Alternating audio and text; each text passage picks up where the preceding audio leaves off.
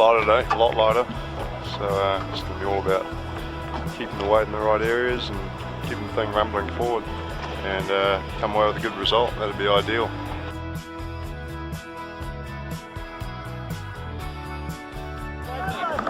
Dead even start for all 6 teams. We're off in the final race of the Louis Vuitton America's Cup World Series, Gothenburg. Yeah, well, look, today, you know, that second race, there was plenty of snakes and ladders and room for opportunity, and also room for going backwards quickly as well. So weaving your way through in and out of the other boats, and also the dirty air that's moving down the course as well, was really tricky today. I think the boys did a fantastic job with that, and you know, I think our mode sailing today was probably as good as we could expect. You know, Ray and Pete managed to get the boat around the track really nicely, as did Guy and Blair. So I think as a group we're starting to gel together. You know, it's a really pleasing end to what's been not a lot of training for us. Obviously got a huge way to go over the next couple of years to get everything right for the actual America's Cup itself, but certainly very pleasing to come away here with a fantastic result. The crowd starts to cheer. Emirates Team New Zealand have done what they came here to do. Winning the final race gives them the overall regatta win as well. To have it all on that line in that last race, with all 3 of us being Oracle ourselves, yeah, all tired going into it, and to manage to come away with the win in that last one was yeah, absolutely great feeling. To take the win here in Gothenburg is really pleasing for the team. A lot of people put in a lot of hard work, and we went out there as a sailing team today, and you know, sailed well as a group, and you know, we're stoked. The winner of the Louis Vuitton America's Cup World Series Gothenburg, Emirates Team New Zealand.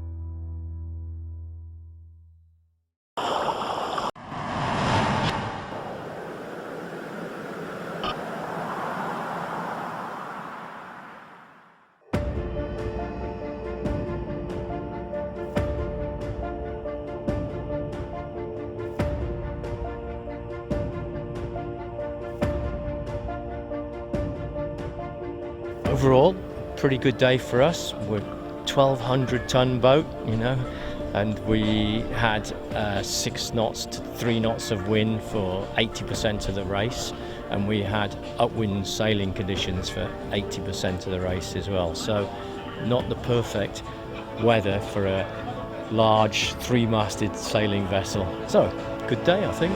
Finished 3rd. Today, you know, racing a 60-metre catch in a low wind race course, you know, some people think it's pretty boring, but when you get into windless transitions, it gets pretty busy just trying to get the boat moving. And I think everybody did pretty well today, and I think we probably had the spinnaker up and down and jibed and hauled from one side to the other more times than in half a race than what most people do in a whole Perini Navy regatta. So, you know, it is what it is, you know. You get dealt that hand and you just deal with it.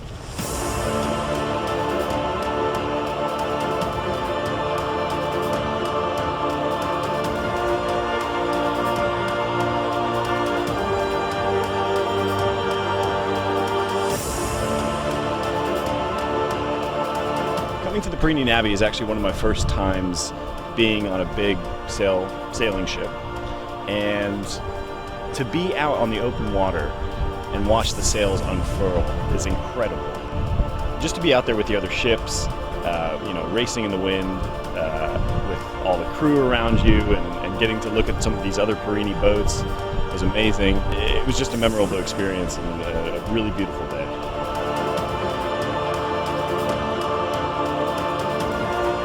This time we bring the Chinese clients for chartering the Matisse Falcon to this glamorous super sailing regatta. And today is the first day for racing. We are simply enjoying so much, and they are fully embraced by the captain and the crew. And we are more than happy to join this atmosphere reunion. We're blessed.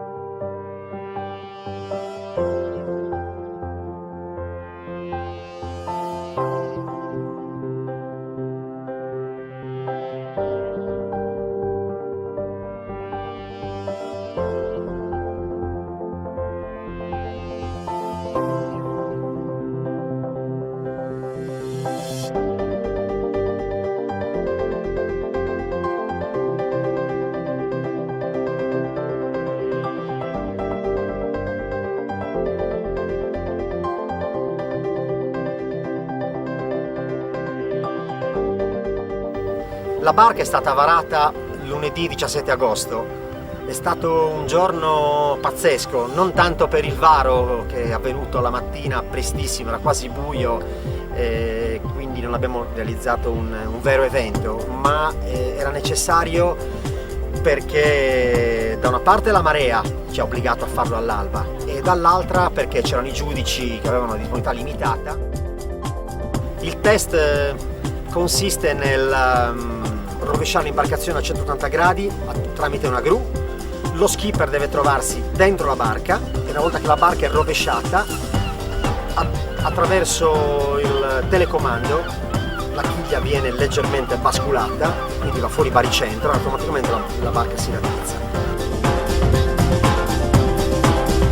Una volta che il primo test è andato a buon fine, l'imbarcazione è stata immediatamente alberata e abbiamo portato a termine il secondo test, spandare l'imbarcazione a 110 gradi per quantificare il peso che era necessario applicare sulla testa dell'albero per mantenere la barca sbandata.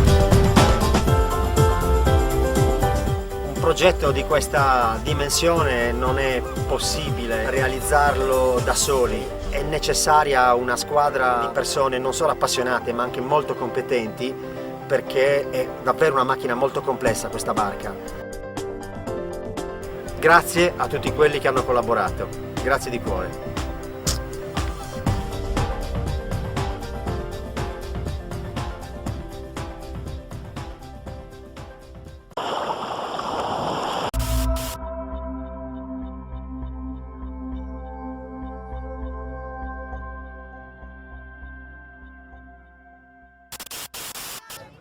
It's the day they've spent months training for. And now the time has finally come for hundreds of amateur sailors to say their goodbyes to families and loved ones for the next 11 months as they swap their day-to-day lives for a life at sea. For one particular sailor on the Mission Performance boat, the day will be memorable for more than one reason. Ali Hudson, better known as Sparrow, will you do me the honour of being my wife? Will you marry me?